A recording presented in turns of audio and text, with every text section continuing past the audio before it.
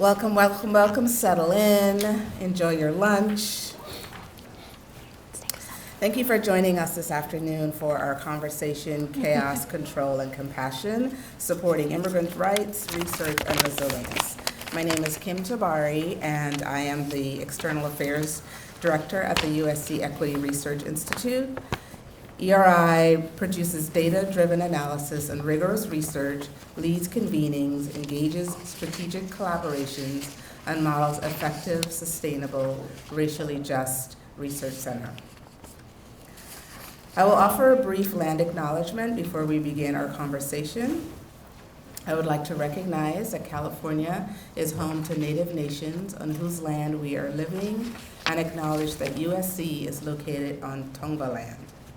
We want to challenge the inaccurate narrative that the state was built by immigrants. Instead, we want to acknowledge that the land we reside on was taken by a settler colonial society that exploited Native, immigrant, and enslaved people, stealing labor, knowledge, and skills to build what we now call California. And we recognize as we recognize this history, we must also grapple with what it means to live on stolen land, understand our role and responsibilities as guests on Native American homelands, and be committed to supporting the struggle for Native sovereignty and self-determination. So let's give ourselves a minute to settle in, honor the land, by just taking 3 intentional breaths together.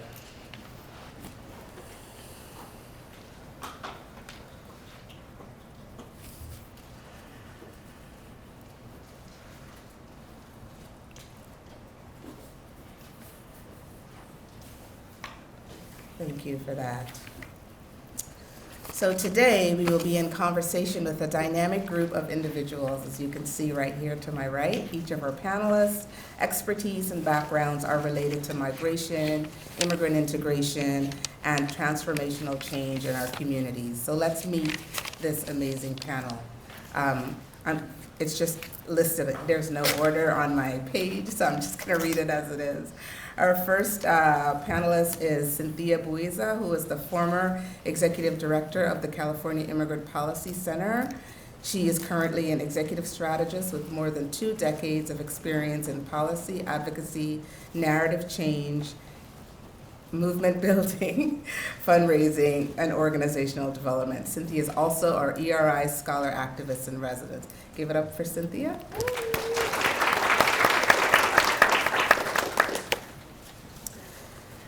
Our second panelist is Niels Frenzen, the Sidney and Audrey Irmas Endowed Clinical Professor of Law and the Director of the USC Gould School of Law Immigration Clinic. He specializes in immigration and refugee law. His immigration clinic students in the immigration clinic, students represent clients and work on different projects, including the LGBT Asylum Project and the Immigration Detention Rights Project. Give it up for Professor Niels. Our third panelist is Estefania Castañeda, a new USC Assistant Professor of Political Science and International Relations. Her research investigates how Latinx communities experience the law through policing and surveillance systems. In particular, she focuses on the perspectives of trans-border commuters who are U.S. citizens and non-citizens that reside in Mexico border cities but regularly cross the border to the U.S. for work, education, or commerce. Give it up for Professor Castañeda.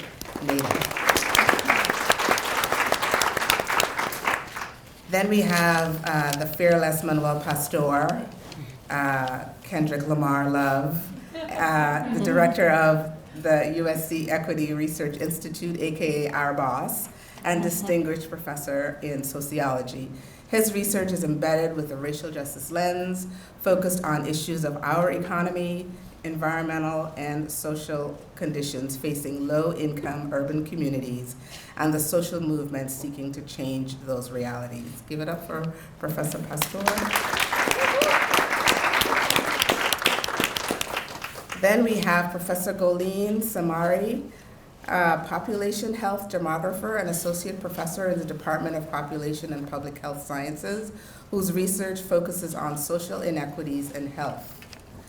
She examines how racism, gender inequities, and migration-based inequities shape population and reproductive health, both domestically and globally, with a particular focus on communities in and from the Middle East and North Africa. Give it up for Professor Samari. And lastly, our moderator for today's conversation is Professor Jody Vallejo, who is a professor of sociology and American studies and ethnicity and the ERI Associate Director. Her research is focused on immigrant inclusion and mobility across generations. She's the author of Barrios to Burbs, The Making of the Mexican American Class, published by Stanford Press, and her next book, The Latino Elite, Why Giving Back Isn't the Answer to Inequality, will be published this year by University of California Press. Welcome, everybody. Welcome, Professor Vallejo. I don't get an applause? Yes, I said. Welcome. I was just going to say, give it up for Professor Vallejo. I'm just teasing you. All right, y'all. I welcome you all to this conversation with open hearts. I'll turn it over to our moderator, Jody. Thank you so much. Thank you so much, Kim. And thanks to all of you for being here today. And also another thanks to our amazing ERI staff. Raise your hand if you're in the audience. I see you. Thank you so much to all of you for rapidly putting together this panel that we thought was so important to hold, partly because our university administration has been really mum on the issue of immigration, and also because there's so many changes happening so fast, and it's really imperative that we all work together at multiple levels to address the issues that are happening right now around immigration. So we're all living in this new context right now where we're being assaulted daily with the dismantling and destruction of the federal government, the judicial system, and our Constitution being put to the test. There's an aggressive war on diversity and equity that is playing out in academia and in our schools more broadly. And then, of course, foregrounding this is all immigration. Even before Trump and Elon took office, we were mired in decades of inaction on immigration reform in the US. We've seen multiple changes in the immigration system, a shift of who's coming to the United States, why people are coming to the United States, from what countries people are coming to the US, not only in terms of, again, country of origin, but a number of families who are seeking refuge now in the US via the asylum system, or what once was the asylum system. Trump has vowed to engage in mass detentions and deportations, and these efforts haven't fully materialized from the Trump administration because of resource constraints and also because of people pushing back against the administration, widespread grassroots resistance movements supporting undocumented individuals and mixed status families. But the Trump administration is clearly pursuing a narrative of invasion around immigration, even though there is not anywhere close to an immigrant invasion currently happening. And really this invasion narrative is to justify building a vast detention. Hello? Hi. Ooh, this is why you're so good, thank you. Hello. Ooh, I like this one better. So the administration is pushing this invasion narrative to justify building a very vast and extensive detention and deportation regime in the federal government that utilizes multiple arms of the government, from federal level officials to state level officials to the military to institutions like the IRS, to really create this widespread detention and deportation regime. And this is unprecedented. They're also requesting, of course, billions of dollars for private detention facilities, expanded enforcement, and a social media public relations campaign to desensitize Americans on the really cruel and inhumane practices of the Department of Homeland Security and ICE. And so at its core, this strategy is about cruelty. It's designed to instill fear in undocumented individuals, their families, and communities. And this administration's politics of fear rely on racist rhetoric that criminalize and dehumanize immigrants. It is expanding expedited removals. And it's also, again, flooding social media with dramatic dehumanizing images of forced removals to further this agenda. So today we're going to discuss the current state of immigration control policies in the US. We're going to explore ways to support immigrants and immigrant rights and communities through research, policy reform, and advocacy. And we're also going to talk about how to be allies to the immigrant community. So thank you so much to our amazing panel today. We're so excited to have you here. And we're going to start with Niels. So Niels, we've been working together for a long time. You, Manuel, myself, a few others of you who are here in the audience, on immigration-related issues in terms of larger policy, but also here at USC. And one of the things that I wanted to ask you first is to just set up the current landscape around immigration policy at the national and state level in terms of the ways in which entry and removal policies have shifted under this current regime, and then how have states like California responded to these massive shifts that are happening all at once? Thank you for inviting me here today. What I want to start with is just sort of building on what Jody was saying.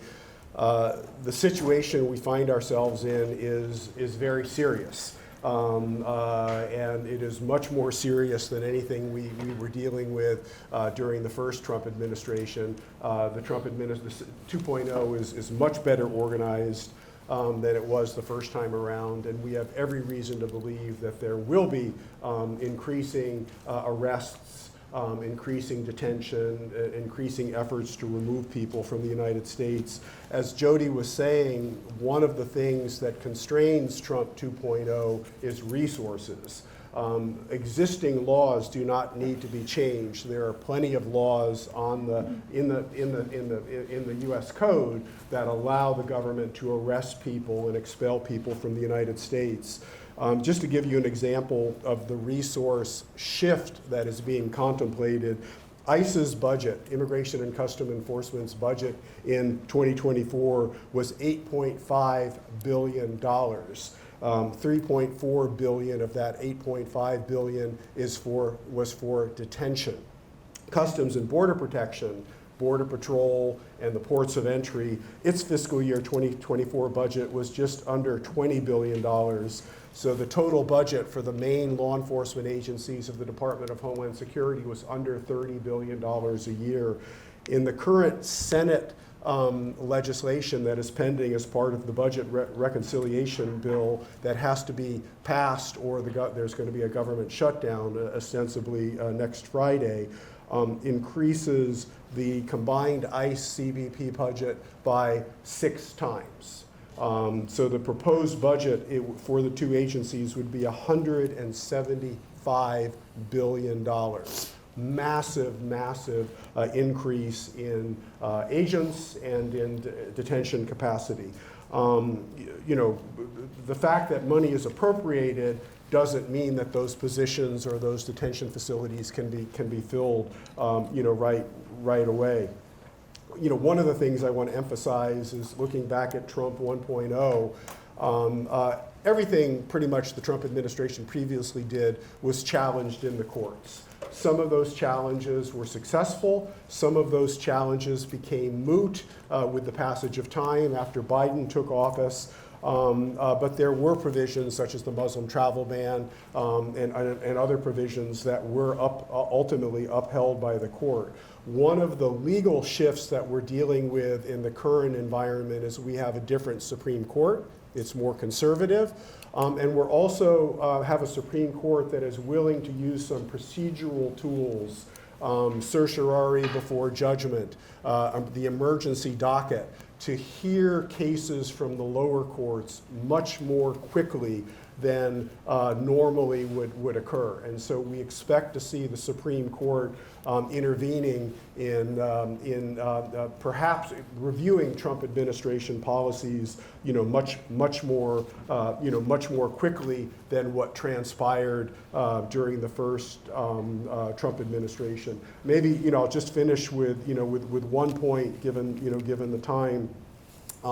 There have been several executive orders and directives, including from the new Attorney General, indicating that the federal government is going to be coming after states and local jurisdictions with sanctuary jurisdiction laws. One of the things that the Trump administration is doing right now, it is defining what constitutes a sanctuary jurisdiction much more broadly than it did in its first iteration. And the language that the executive order refers to is any jurisdiction seeking to interfere with the lawful exercise of federal law enforcement. So that's a very broad, non-legal definition. This issue has largely been litigated.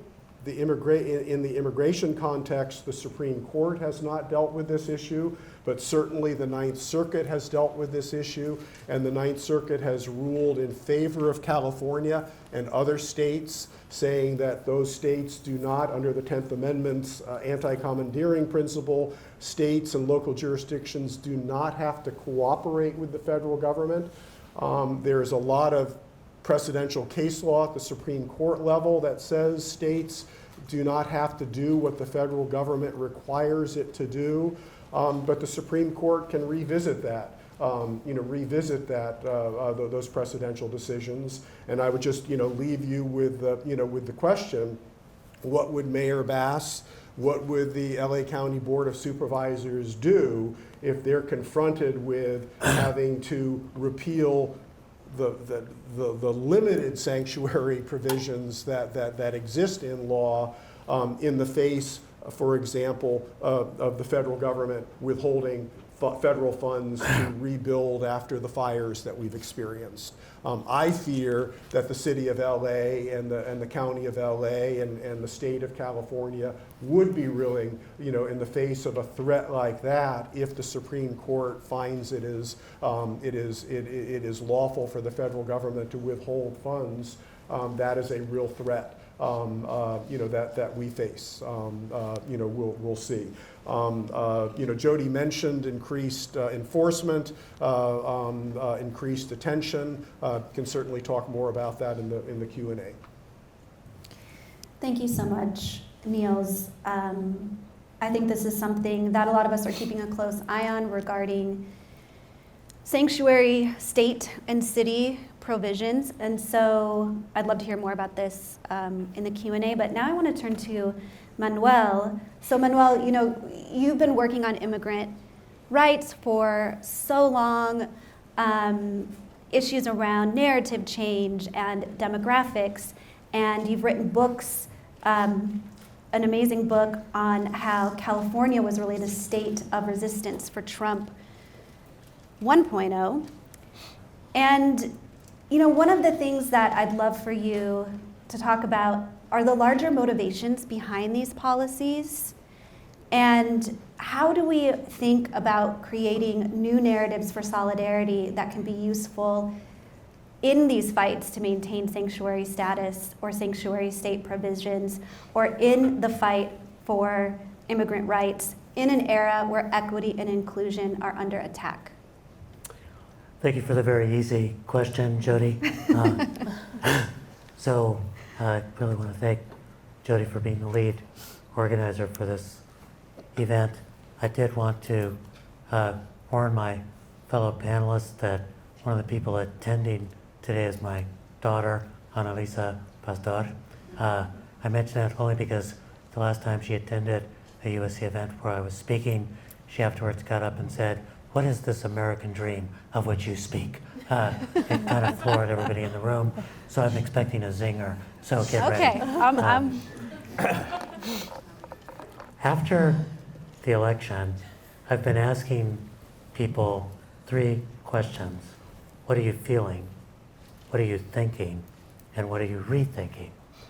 And I want to talk a little bit about those in reverse order, because I think it's difficult for us to think about what happened in November without asking the question, not just what's wrong with the anti-immigrant forces, but what's wrong with us, honestly, in terms of our own narrative that should be a lot more successful. And I think there's a couple of things that I would lift up. First is it's very clear we lost the narrative. And if you had your ear to the ground, you would have noticed it when in the summer of last year, undocumented immigrants that had been here for 20 years were saying, why are there so many people coming to the border right now? And why are they getting services all of a sudden?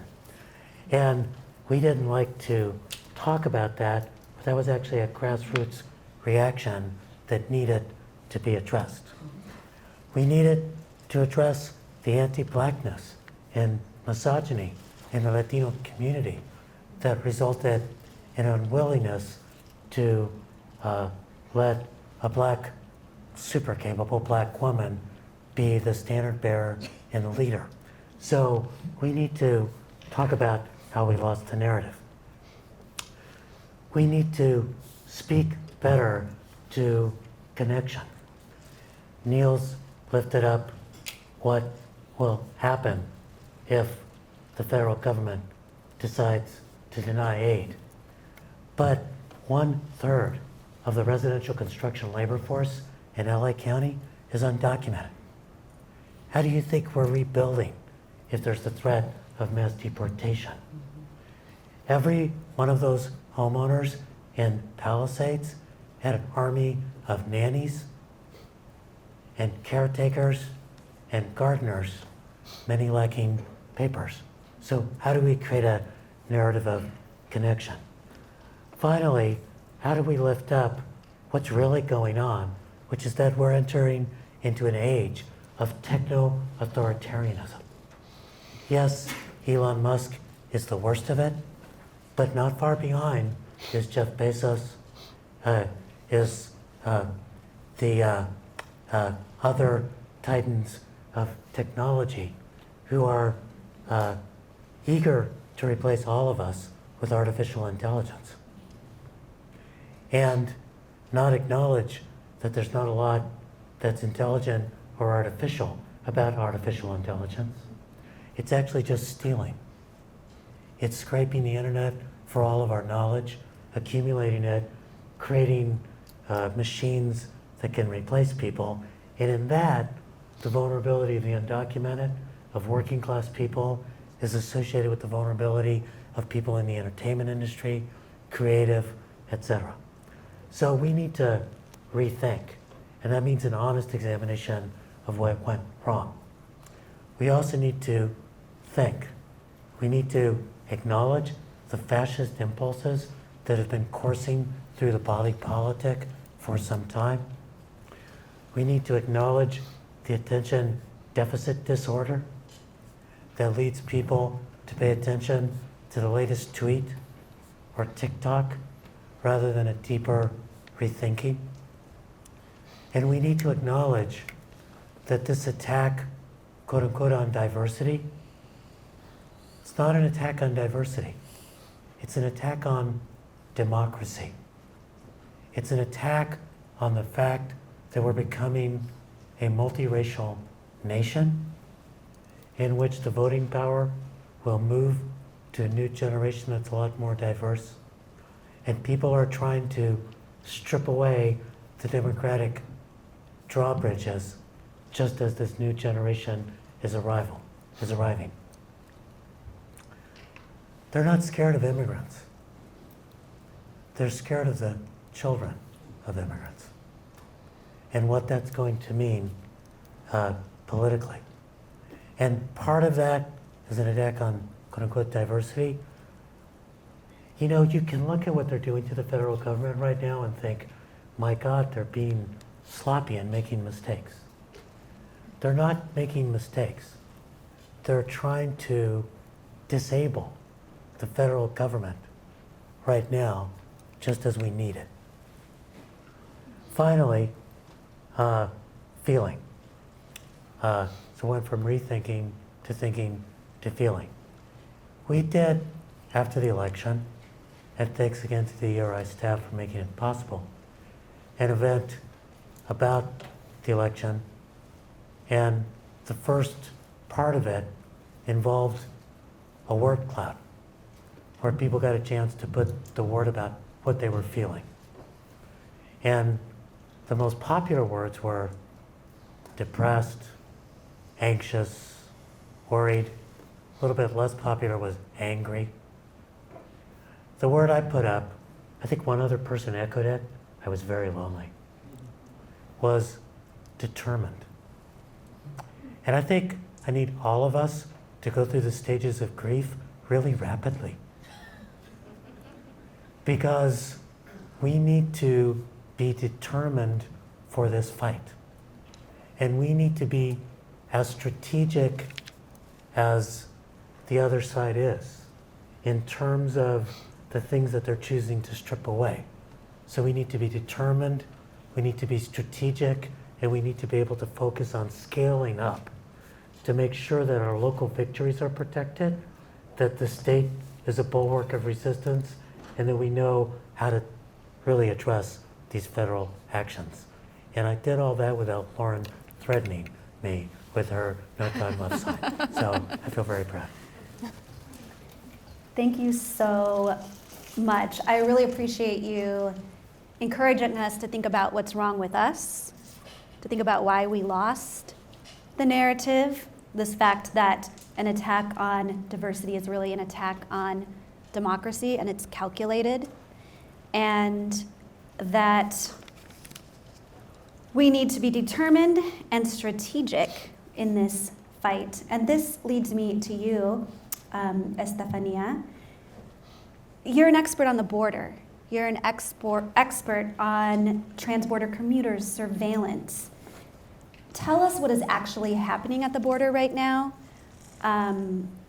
Trump 2.0 focuses constantly on the border. He's deployed troops to the border. He's tried to convince Claudia Sheinbaum to add troops to the border. What is happening at the border? What are the impacts on mixed status families? What does your research tell us? Got it. Thank you so much for your question, and thank you all for being here today. My research broadly focuses on transborder commuters, and particularly on their impacts on well-being and legal consciousness, that is to say, their perception of the law and their ability to claim rights. And what brings me into this work is honestly based on my own experiences being a transfronteriza myself, growing up in Tijuana, waking up at 3 a.m. in order to cross the border and go to school, make it on time. And sometimes I didn't even make it on time. I would arrive probably like around 10 a.m. So that's around like 5 hours just commuting. After 9/11, the border panorama significantly changed in terms of border militarization, reliance on technology, and really an attack on Latinx communities more broadly. And during this period of time, all of this was happening, all of these realities, and yet public discourse center on this, the controlling narrative, if you will, around criminality to legitimize and justify border violence. Even among our community, transfronterizos, we don't tend to talk a lot about the realities and the border trauma that we endure.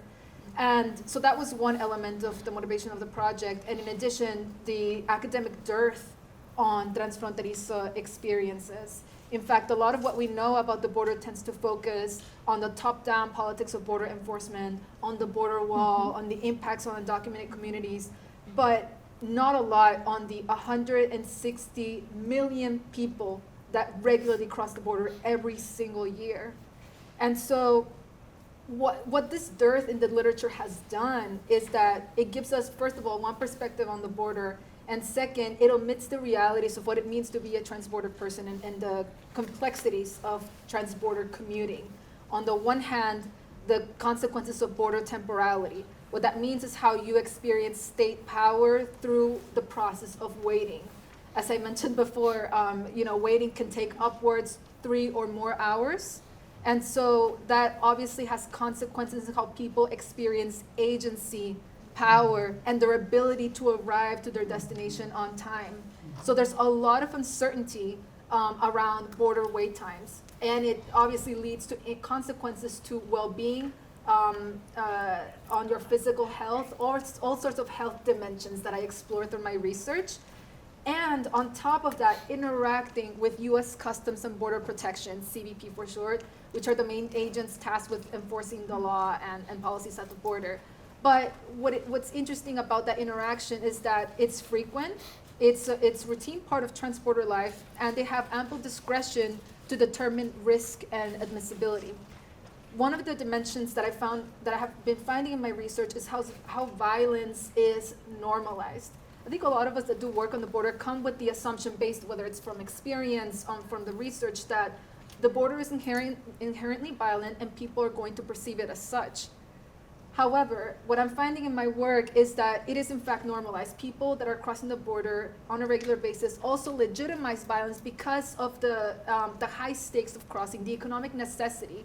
If you can think about when you are going through a process that you need to have access to resources, you're going to live almost like in a fight-flight mode when there's limited capacity to challenge the power structures that impact your ability to navigate life. And so for me, that's why I became centered on this aspect of what do we mean when violence is normal? In fact, I asked people, what is a normal border crossing experience like? And a lot of them took a lot of things for granted in terms of like, oh, I have to adjust my behavior. I have to, engage in absolute compliance, which leads me to what am I finding? And, I shifted from my research in terms of understanding how the border functions to how people respond to it. And, going with the theme of today's talk about how people, more broadly, I'm interested in how people resist in a space that it's very much controlled, where there's limited agency. And so one of the things that I'm finding is that people engage in performance practices in order to appear compliant to CBP officers, because the moment that you try to contest state power, people are punished, they're taken to secondary inspection, they're dehumanized. And so the only way that people find that they can actively resist during a negative encounter with CBP is by appearing, to expressing deference through authority, creating scripts about purpose for travel. And an article that is about to be published, I focus on these practices of what sociologists describe as the talk. So these are practices among racialized families, particularly Black families, and how they teach their children how to interact with police officers in order to avoid negative, dangerous encounters with law enforcement. And I'm witnessing that in my own research, where families are teaching their children across generations, not just parent to child, but even grandparents, teaching how to interact with CBP in order to avoid punishment. And why this is important to understand in the context of mixed status families is that I didn't come into my research particularly focusing on mixed status families. But as I found through my interviews is that a lot of the fears that people experience is about enduring collective punishment. If somebody, while traveling at the border, especially like in the vehicle lane, for example, says something, that might increase suspicion by a CBP officer, the whole family is going to be punished. A parent who's not a U.S. citizen might have their visa revoked arbitrarily. A lot of what happens at the border is that there's limited capacity to hold CBP accountable, let alone file a complaint. In fact, 97% of complaints filed against CBP go unpunished. And so there's also a coercion and consent become blurred because there's limited access to civil rights at the border, especially the privacy rights, such as like the Fourth Amendment, are quite limited at the border. And when I say border, it's not just the port of entry, but anywhere that's considered a border zone. In the interior of the United States, that's the U.S. population that lives in a border zone is it's 3/4. 3/4 of the U.S. population lives within the border zone. So whoever falls in this category they have limited access to Fourth Amendment rights. And so where I'm trying to get at is that people learn to control their emotions, suppress their fear, even though they feel palpable fear when interacting with CBP officers. And it does create cycles of trauma that I have observed in my research, especially through socialization practices such as the talk. Even though we can conceptualize them as survival strategies, or how I conceptualize them as pedagogies of care, of survival, they're also emblematic of how families are responding to systemic oppression. And why we need to take a closer look at the border is that what's happening there is not unique to the border, but it's an expansion or an extension of the US carceral state and the police state. And given that there's hyper-militarization under this current administration, let's not forget that Mexico is also complicit in increasing militarization. If you go to the border, you're going to see La Guardia Nacional inspecting vehicles and creating fear. So, as I mentioned, families are teaching their children how to interact with CBP officers. Now they're having to teach them how to interact with both CBP and the Mexican military. So we're talking about a global police state. And to finalize this, when we have to express our concern about the hypermilitarization of the Border Patrol, it's not just that their actions are going to have an impact in the actual border zone, but it's also impacting people in the interior of the United States. If you recall, during the George Floyd protest, BORTAC, which is the tactical unit of Border Patrol, was deployed in Portland, Oregon, to engage in what they call civil unrest, to assist local law enforcement. And activists were taken into unmarked vehicles, even though they were practicing the First Amendment rights. So it is important to think about what's happening at the border not as a unique case, but as an extension of the U.S. carceral state. Thank you so much. I really appreciate your research for shedding light on what is happening at the border amongst a different group of people than research usually considers, and also for helping us understand how countries are working together to actually militarize the border in these ways. So thank you so much for your work.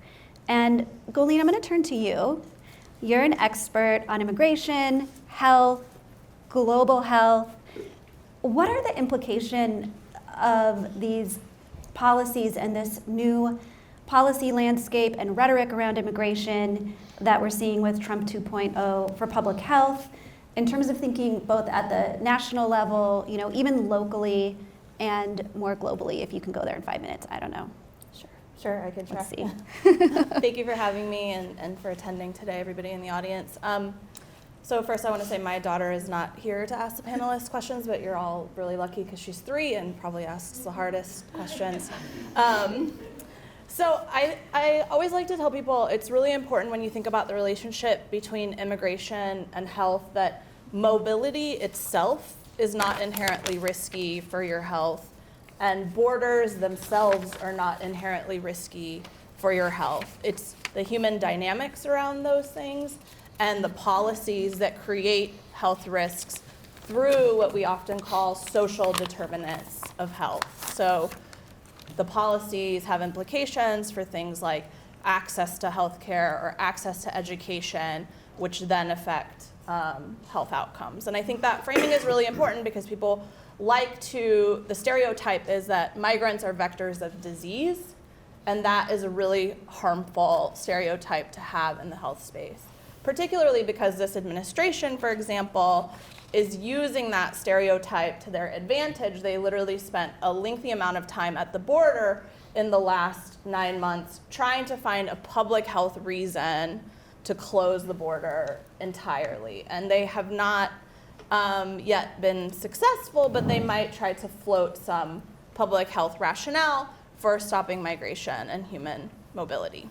I think when we think about the sort of implications of what we're seeing now for health in a global landscape, it's important to remember that there's 123 million people worldwide who are forcibly displaced.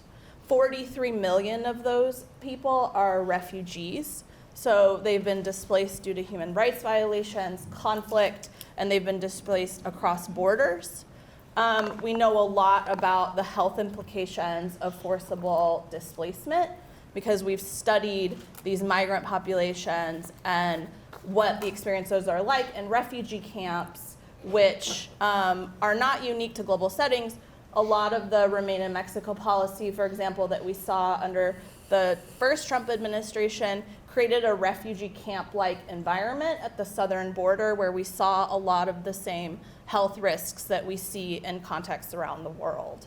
And so it's important to not have a US exceptionalism piece to this when we think about the health experiences of migrant populations.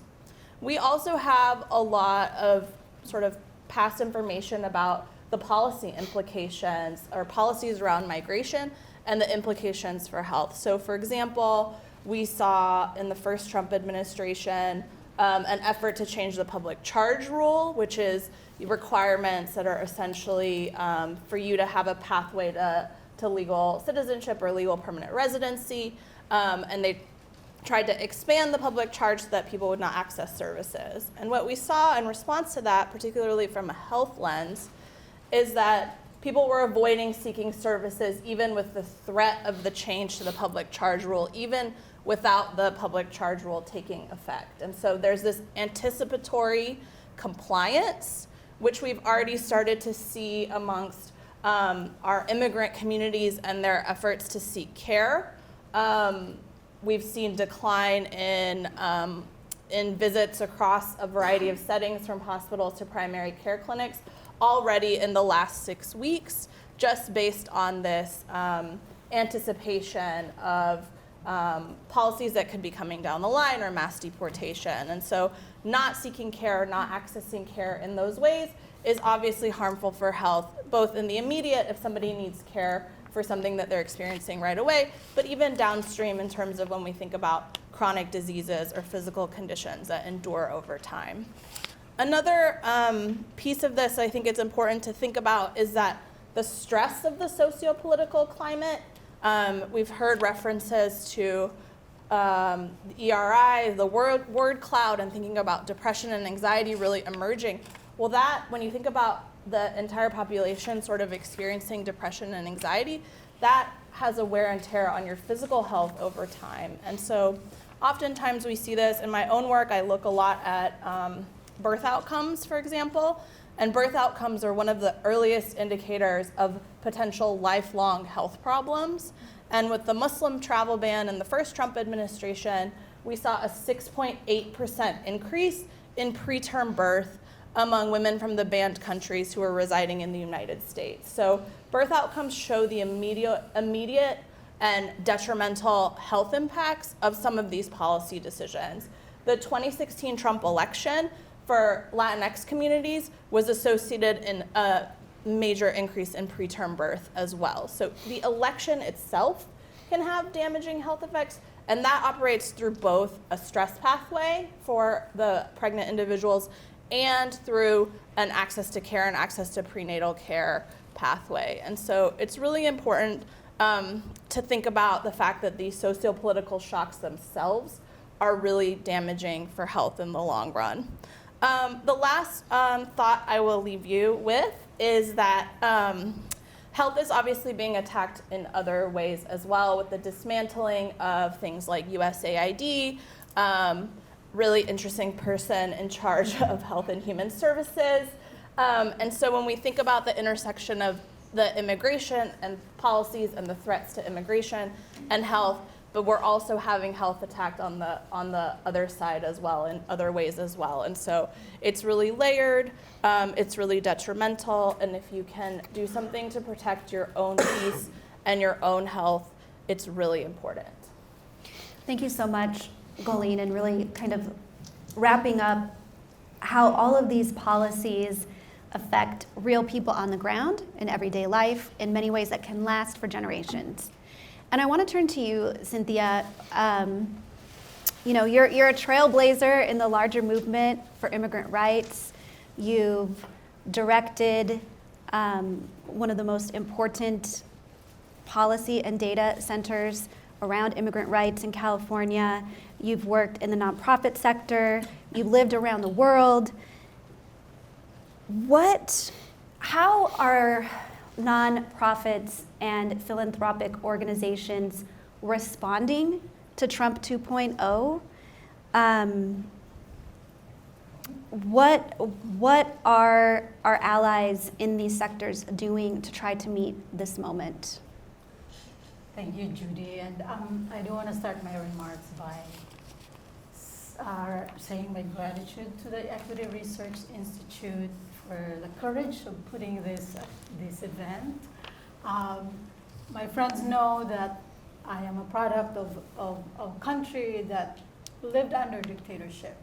My family, my community, my friends in the Philippines lived through 26 years of the Marcos dictatorship. So a few people gathered in a room educating themselves is very, very important. So thank you. And before I go to your question, Judy, I also want to ask folks in the room a couple of questions, right? Because as Manuel pointed out earlier, we are actually underreacting. And so the question is, what do you think should civil society be doing now in this moment? And if you believe that things are bad and could go really bad, when you leave this room, what individual acts of resistance, as it were, are you willing to perform so that we can try to protect our freedoms and this so-called democracy? I ask that because this horribleness is happening on our watch. And if we want to be good ancestors, we have to do something, however big and small. And so segue to the question, what is the immigrant rights movement doing writ large, and what are the other actors on the ground doing? I will start with the advocates. I just recently finished a mapping of over 100 organizations just to really figure out what is the rapid response strategy. And I can tell you, it's amazing, right? Because the movement in California and of course in the country experienced Trump 1.0. So we have some framework of operating, of responding, of knowing what to do. We have never been as cornered as we are now, the way we were in 2017. And we went through that. California responded with aplomb, but it's not quite happening at the moment. On the other hand, we're not bereft of strategies. One is the advocates are fully aware that we have to deploy a powerful, well-resourced litigation and legal strategy that can act as a buffer that will counteract the flurry of executive orders. So you're hearing lawsuits against these executive orders against temporary protected status, being prepared for the ones on DACA, and already some of our partners are counsels on the birthright citizenship lawsuits, among others. So that's one. A legal and litigation strategy is underway. There is a robust rapid response and on-the-ground strategy whose aim is to shield communities from the onslaught of immigration enforcement activities and deportation dragnets. The good news, it is so far working. People are not opening their doors. You know, there are community neighborhood patrols that are looking out for any ICE activities in their areas. So the red card or the Know Your Rights card is in demand. So there's some basic mobilization and response on the ground that's happening there. The sector is also aware that we need a scaled up capacity building to build a narrative change infrastructure, so that we can reclaim the ground that we lost in the immigration discourse and public support for pro-immigration issues. Very, very important, as Manuel said, to acknowledge that we lost, because reality is a great mobilizer of things that we can do to win. And finally, there are statewide coalitions being formed in order to continue to lobby the state on a progressive policy agenda. But that remains to be seen because, of course, like many other states, California is also hemmed in by some of the targeting that's going to take place on some progressive immigration agendas. In terms of philanthropy, there's actually efforts to create so-called pooled funds. These are funds that are being together in greater amounts so that we can respond to the magnitude of needs and demands that are happening on the ground. Remember, outside of the refugee, asylee, and legal immigrant populations that we need to help, there are more than 2 million undocumented immigrants that are vulnerable, that's going to need so much resources in an environment where there's a lot of scarcity. There's a lot of fear about where dollars should be parked in case they get audited. So more than telling you that there is some semblance of a response happening on the ground, the actors are trying to put their efforts and their energies together so that we can protect and defend what we have. At the end of the day, we are going to terribly need each other. We're going to need volunteers. We're going to need mutual aid networks because the deficit mentality is not going to work in an environment where there's assaults deep and large and broad on our fundamental rights and our basic humanity. Thank you so much, Cynthia. I appreciate you bringing in the compassion piece of this panel after we so depressingly talked about the chaos and the control that's happening. And I just want to turn to that compassion piece and talk a little bit about what we all should be doing now as a university, as an institution embedded in a community, as researchers, as students, as scholars, as allies, to contribute to immigrant rights and resilience. And I'm going to start with you, Manuel. We've had no communication from USC on these issues related to immigration in any way. A lot of our students have concerns, faculty and staff have concerns. What should USC be doing as an institution, both in terms of supporting research on this area, but also to be a leader for our larger community and for Los Angeles? Great, and I'll try to go quickly so we can all have a chance. So first, there's a difference between what USC should be doing and what USC is doing. And it's pretty stark. In 2017, partly through pressure that many of us put on the university, it responded, I think, with a fair amount of compassion. There were an expansion of citizenship classes. There was an expansion which helps people who could become citizens be able to better protect their undocumented part of their mixed status families. There was an expansion of the legal clinic to be able to assist people on the campus, students, and also people in the adjoining community. But USC has not stepped up in that way in this particular moment. Individual clinics, your clinic, social work clinic, etc. But the institutional commitment isn't as much there. We need to call on the university to do that. I think it's particularly important because I can't resist interjecting a little data into this conversation. I was waiting for that. Give it to Nearly us. 1/5 of Los Angeles County is either undocumented themselves or living in a mixed status family. More than that, 72% of our undocumented Angelenos have been in the country for longer than a decade. And while the image of what's going on is a lot of newly arrived people, that's not true for Los Angeles County. Previously, in the 70s and 80s, about a fifth of half of all new immigrants were settling in California.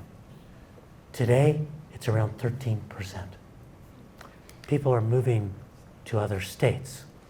So we've got an extraordinarily long settled, deep-rooted, undocumented population, some of whom thought they would not be the targets, because surely the targets would be these new Venezuelans, Haitians, other people who just got here. The problem is those people are a lot harder to find than someone dropping their kids off at a school or showing up at a workplace they've been to for a decade. And we need to understand that this mass deportation is as much about spectacle as it is about substance. And this is the place where the show will take place. This is the place that declared itself to be a sanctuary city. And so this is the place that is the most vulnerable. We need to step up. USC needs to step up to protect the Los Angeles community. Cynthia, how do we as researchers work with community orgs and the immigrant rights movement to show up?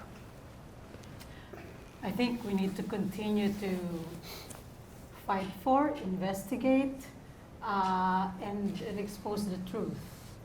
Partnerships with community-based organizations have been very useful in the past, and ARI actually blazed a trail on that with the partnership that we had at the time when I was at CAPC. So, and because of that partnership, we were able to pursue this amazing inclusive agenda for California. So that's just a place to start. But at the end of the day, it's about also continuing to work with us on pursuing an alternative vision that is so in stark difference from what the Heritage Foundation did and provided to the Trump administration. You know, how can we have a vision 2029 that hopefully is not too late, and we will definitely rely on the great minds in academia and beyond to do that.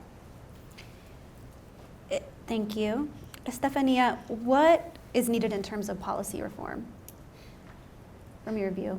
Give us one thing. I will say that one of the key elements here is that Funny, can you use your mic? oh, this will work. Okay, yeah. So one of the key things that we need to be addressing is the discretionary powers CBP officers and just in general immigration and border enforcement agencies have. Because with that discretion is that they're able to act well beyond their duties and their expectations, and lawyers have consistently complained that it's very difficult to hold them accountable. There's the Office of Civil Liberties that takes these intakes of abuse, but unfortunately, it's really difficult to hold them accountable. And so I do think that we need to challenge this discretionary power that they have, and to have more transparency in how they're being trained, because there's it's a murky area where we don't know to what extent that training involves the use of racial profiling. I mean, we know that they utilize this, but what is involved in that training? So we need to have more transparency and limits to the power that CBP officers have. And just beyond the policy, a lot of what I think about is more how we as advocates what we can do to support students, being there for them, provide toolkits, and to work with community organizations such as the HHS or other related agencies to show the results of our data and to be able to work with them, because they're the ones that are doing the work on the ground every day with very limited resources. So I do think that as scholars we need to be more present in community organizations. Yeah, I absolutely agree with you. Goleen, tell us about how you think researchers should show up and some of the ways that you've been able to use your data. Sure. So I have a measure called the Immigration Policy Climate Measure, and it's a state level measure of policy climate, because as you heard me mention earlier, I think the socio-political environment is an integral factor in people's health. And I think that when you propose a policy, just the proposal, putting it out there, the threat of mass deportation itself has implications for health. And so my measure, the IPC, it really is 14 policies at the state level that affect immigrant lives. Things like education policies, employment policies, immigration enforcement, access to benefits. And the measure is really coded as, is the state exclusionary or discriminatory towards immigrants? Is it sort of neutral, like does it comply or not really extend anything federally?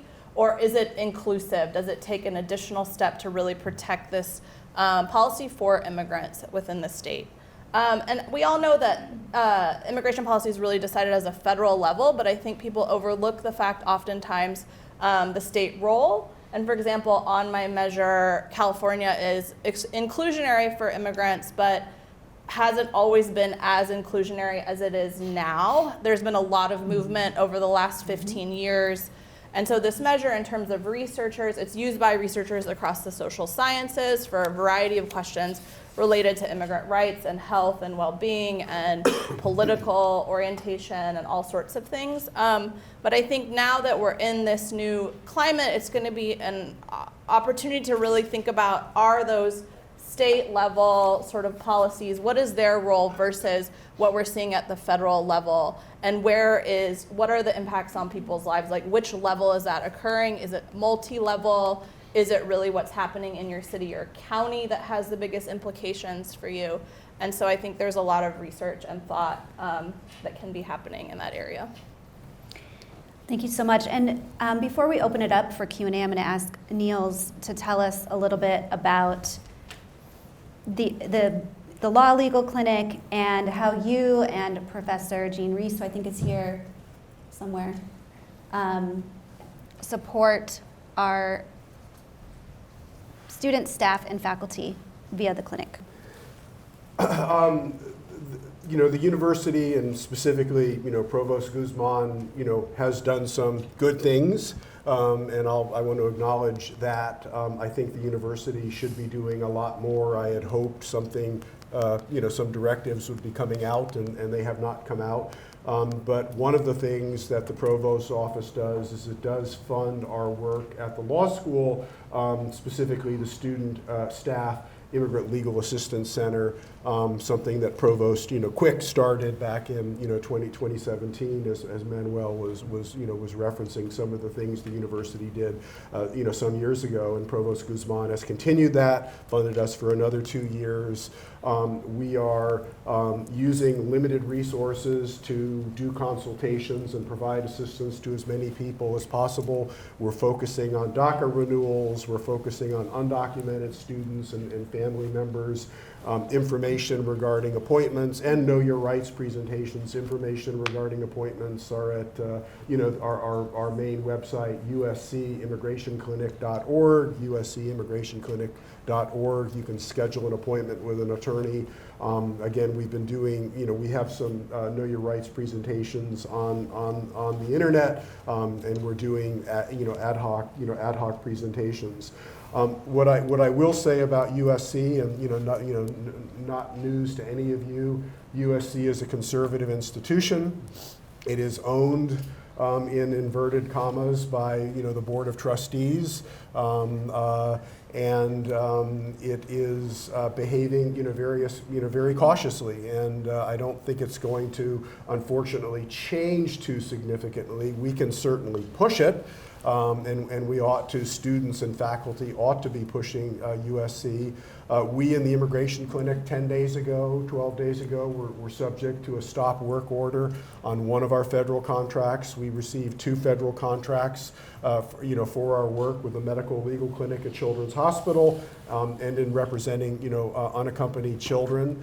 That was terrifying. It affected our work. It was without explanation. The stop work order was rescinded, but I just mention that because that is something that certainly the university is thinking about, and there are lots of, there are hundreds of millions of dollars coming from the federal government to support the university in a variety of ways. The thing I'm most scared about, and I'll end on this, is federally supported, student financial aid.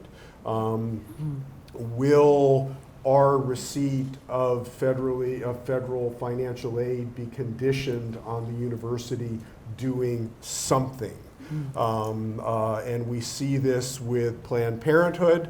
You can continue to receive federal monies as long as you do not do abortions. We've seen it with legal aid foundations. You can continue to receive federal monies to represent poor and middle class people as long as you don't represent undocumented people. Is that something that will be confronted with more directly in the public and private university setting? Again, I'm not defending the university's policies. I think we should be pushing back. Because I think if we don't push back and if we don't, if we're not aggressive on our end, we're just going to continue to lose, lose things that we have. Thanks, Niels. All right, let's take some questions from the audience. Who has a question? Kim will. Can I borrow this? Somebody better raise their hand or I'm going to call on one of my students. Okay, great.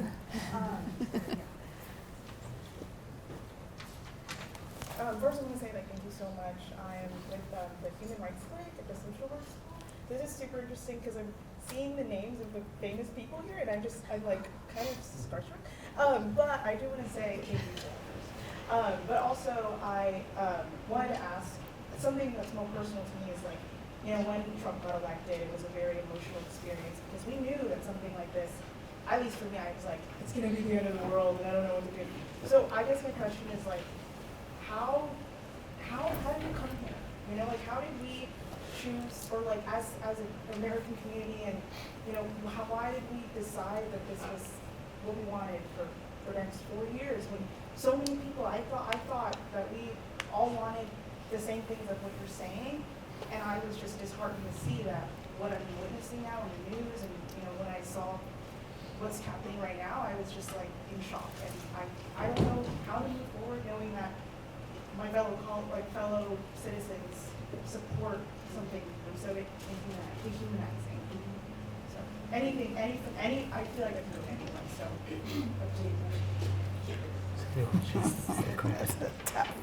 Cynthia. I'm looking at you. Start us out. Kick us off. I think, Manuel, thank you for, it's a very difficult question. And in a lot of spaces I've been, it's the same fraud answers that we got, which is a lot of the atomization of everything, of the truth, of community, of previously held values and beliefs that somehow to no longer work. And so some of the shorter answers, like we haven't had the time to grapple with a pandemic. And we haven't had the time to grapple with a lot of the things before that and after that. And then so people just seem to not want to go the easy way out, right? But that's a very pithy answer. I think, again, I go back to the points that Manuel made earlier about how many of the things that previously people felt that they could come together for are no longer there. We've lost a big number of populations who we thought were with us. The so-called persuadable middle that we tried to go so much after, the independent voters who we thought we could sway on our issues. So if you just look at the data, there's a whole universe of explanation about why certain voters voted the way they did. But I asked Anachenko or Osario exactly the same question they are asking. I said, of the villains that we have assigned these candidates to, why did we think the biggest villain of all should be the winner, right? And the answer was because, again, I don't know if this satisfies you all, a lot of the things, the terrible things that happened in the 4 years that people think were terrible happened under the Democrats' watch. And so the question I posed earlier, what are we not going to let happen again in our watch, even if there's a lot of catching up to do. Thank you for that. Yeah. Add in. I've been, so that's, by the way, my next book is From the Ashes, A Trip Through Trump's America, because I do think that kind of the need to rethink the progressive politics and the progressive narrative is upon us. I've been saying that the U.S. is facing 3 simultaneous crises. One is a crisis of multiracial democracy. Haven't had it for that long. People are fearful what it will really look like and trying to snatch it away. A crisis of economic inequality. The share of income going to the top 1% is now larger than at any other time since the Gilded Age of the robber barons. In fact, it's bigger than that age. And it's gone up from about 10% of national income in the 1970s to about 25% of national income going to the top 1%. That causes tremendous economic insecurity. Of course, the third big crisis, clarified for us in early January, is the climate crisis that threatens all of us. And what connects all of those crises is disconnection. Disconnection from each other, fear of a multiracial America, an economic disconnection where the 1% has run away from the rest, and the people just behind them are going, God, I'm glad I've got private schools and good insurance so that I'm not that homeless person I see on the street. And then, of course, with the climate crisis, a disconnection from Mother Earth and a disconnection from future generations. So the real answer is connection. Organizing, bringing people together. And I want to say that in that path, we have to do something that is very difficult for Americans to do, which is to hold 2 ideas in our head at the same time. Mm-hmm. One is the need to get fierce and fight back. And the other is the need to reach out and bring people in and listen carefully and rethink how to connect all of us. So I'll make this the last thing I say. I want to, since she hasn't asked a question, quote my beautiful daughter, Annalisa, who occasionally says things so brilliant that her mother and I write them down and put them on a refrigerator. And one of the things she said some years ago is, sometimes you just need to cozy up to uncertainty. These are uncertain times, and we need to cozy up to the difficulty of fighting back, the difficulty of listening to people that we don't quite agree with, and the difficulty, the uncertainty of thinking about not just what Trump is doing to us, but where did we go wrong that had appeal at all, which is really the question you're asking. Mm-hmm. Thank you. Just go off again. Okay.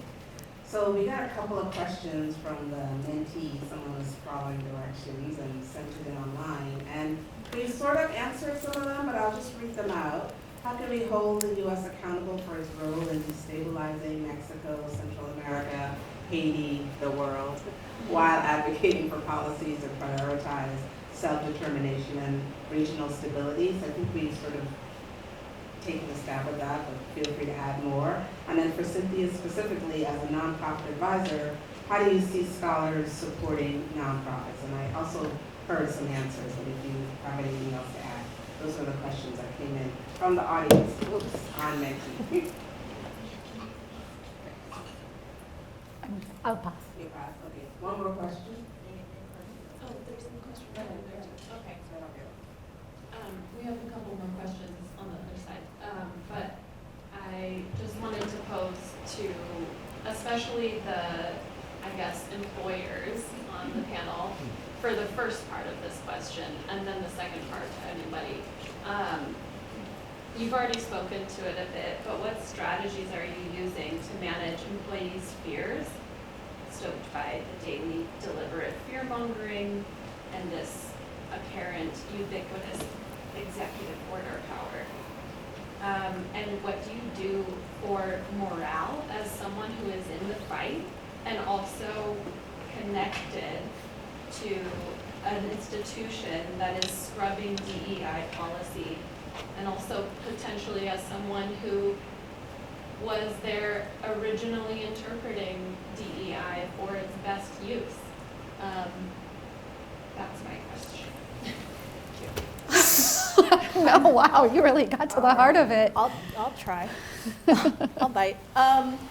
So I don't really employ too many people. I employ a handful of people, but I really view my responsibility as being a professor in this institution to students as well as staff. And so keeping the morale amongst students really definitely weighs front of mind for me, and I'm sure many other people on this panel. I think it's important to remember, and there's been a lot of references to uncertainty, whether at the border or uncertainty in how we personally feel we're navigating this time and space. But immigrants with liminal or no legal status have had uncertainty their entire existence. So if you actually take time to hear from your students who have maybe are DACA recipients or liminal legal status, and hear from student experiences who are in mixed status family and hold space for it, for hearing those stories, it goes really far in keeping the morale sort of elevated in your classroom, in keeping the morale elevated in your lab or your research group. And I think those are sort of some preliminary steps that I try to take. I also run a mentorship organization for first generation students as well as students of color, which is very clearly an effort to have an inclusionary and diverse program, which is directly under threat, like you mentioned. And what my rebuttal for anybody who comes from my program is that this is open to anybody. You self-select into it. It's inclusive for all.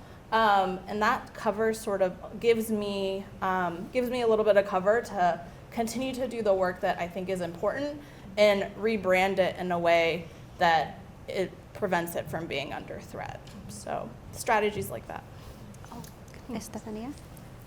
I'll just add, building on what she said, I think as educators, we have to, I think we're in a time where we're not just, our role is not just teaching, it's not just researching, but really advocating for our students, and whether that's in the classroom or during office hours. I'm delighted to see a few of my students here today, but in my class, because I teach Latino politics and the politics of immigration and border enforcement, these are going to be inherently very emotional classes. There's going to be direct stories from students that are going to be talking about their point of view, things that are happening to their families. And sometimes there's going to be opinions that not everybody agrees on. And what I try to do is, create a space of mindfulness. I tell my students, the classroom is not a safe space, but a brave space where I want you guys, to be comfortable with your opinions. And to also acknowledge the shared humanity and suffering that we feel in the class. But I also think that we're in a time, kind of like as Manuel has pointed out, that we can't just sit back and just be in an institution, right? We have to be in the community, advocating for immigrant rights, and providing resources for our students. It does take, a lot more work, but this is work that we have to do as educators, as people that have resources in the institution. And then beyond that, join leadership groups, and also spaces where they discuss mindfulness. Because, even when I think about my own work surrounding the talk, the thing is that we can't have the talk about how to protect ourselves against authority without having healing circles, without caring for each other as well. So it's important to break the stigma surrounding conversations around mental and healthcare among racialized families. And the unique role that we have as educators is to be part of those spaces as well, being mindful of the power dynamics, but also participating in these conversations surrounding leadership and collective care. Yes, I love that so much. Go ahead. 30-second thing. It's about also that they say the golden rule is do unto others as they would like, as you would want them to do unto you. I guess I don't know the golden rule. But I think it's do unto others as they would like done unto them. So my feeling of determination does not negate someone's feeling of despair. And being able to listen to the other feeling and emotion and work together so that you don't assume that your own reaction of going to the barricades is somehow better than someone's need to spend a lot of time alone, a lot of time healing. Both of those are perfectly valid. We tend to act like one is superior. How do we welcome everyone's feelings? Thank you so much for that. And I know we're out of time, but we had this one quick question if you want to ask it right quick. Well, first, thank you so much for this. I was actually going to ask this. Here are you to gather us together to be this good? Because this is the only space we've had on campus to get together about this. So thank you. I've learned a lot. But it's really directed, I think, to Manuel and to maybe Cynthia. I think I'm looking for, where is everyone? Where's the movement, to counter? And I know, been working with community-based organizations, et cetera. Manuel, I also thought part of the work was laying new narratives, and you said we failed. And so, I think we were both celebrating. LA, especially California, has so much it's doing right. Okay, So what should be the new narrative? New narrative. I mean, at this point, I believe that we should lead everything with narrative, that even policy organizing and our research work has to start with a framework of how we're going to tell the story. What is the infrastructure we're going to do and to use and tell that story? But to your question of where is everybody? I think, there's a time for every purpose under the heavens, right? There's a time for grief, there's a time for denial, there's a time for anger, and there is a time for action. And we are overdue for the action part. There are formations that are happening in the state to kind of do this, but I know it can't happen fast enough. So let's start with us, because I guess this is also what the last that I leave with in this community is a question of how are my individual acts of courage adding up? What is the accumulation that is going to address the scale gap that we have, because we do have a problem of scale. We lost the narrative because we cannot match the $342 million that the Republicans spent on anti-immigrant ads alone during the election. So we need an accumulation of resistance, research, sense of outrage, small and big acts of resistance, so we can have a proportional response to the assault on our basic human dignity, aspirations, and values that's happening now. Thank you, Cynthia. Give it up. Thank you to our amazing moderator and all the wonderful panels. Come on, give them some love. Yes. My mic isn't working, I'm gonna borrow this one.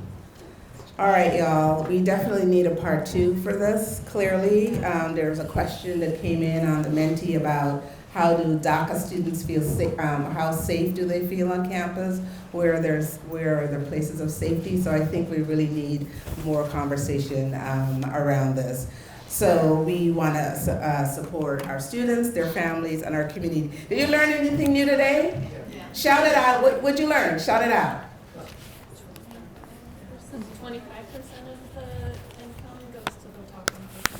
25, 29% goes to the top. Okay, what else did you learn? Did you all learn about trans-border community? Got someone in the back? In the back, what'd you learn? On the premature birth. Premature birth outcomes are the indicators, yes. What else? How many billions go into law enforcement? Who's listening to that number? Right now, 30 billion, and the hope is to get it to be 175 billion. That is outrageous. We should be really upset about Our these tax numbers. dollars. Our tax dollars, yes.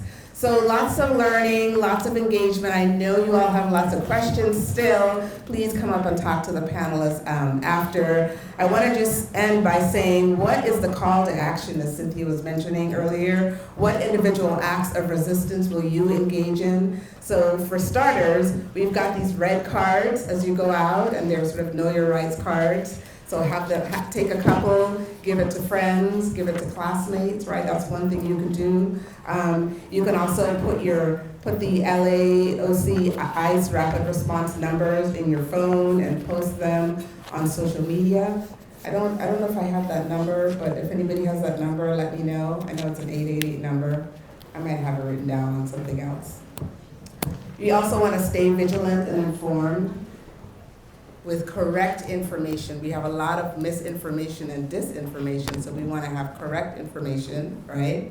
We also want to follow ERI and other folks on this panel on their social media, IG, Blue Sky, Facebook for the latest on research and publications. Anything else that we want to do? Any other call to actions? Everyone who had a question that didn't get to ask it to the whole group, please ask your question to the panelists. They are here. They're here at the university. Yes, don't be shy. Don't be shy. All right. Please reach out to us if you have follow-up questions as we continue to find our way forward in the chaos and control of this administration, leading with compassion, research, and resilience. Thank you so much. Thank you, Kim. Thank you very much.